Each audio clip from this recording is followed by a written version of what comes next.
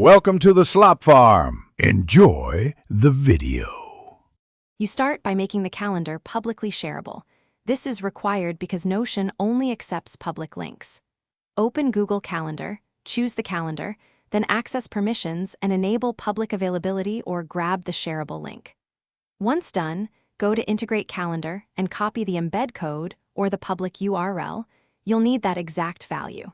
Make sure you copied the correct calendar ID inside the embed string. This step ensures Notion can render the calendar without authentication. Now switch to Notion and place the embed where you want the calendar to appear.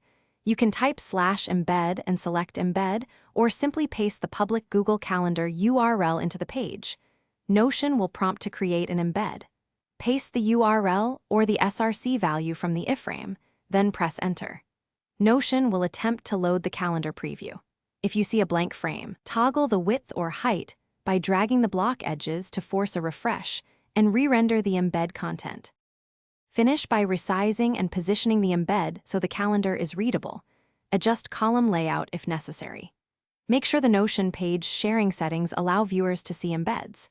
If the iframe doesn't display, replace it with the simple public calendar URL. Notion prefers direct links over complex iframe tags. If it still fails, double-check that the Google Calendar is public, verify the calendar ID inside the URL, and disable any ad or script blockers that could prevent external embeds. Thanks for watching. Consider subscribing if we helped you today.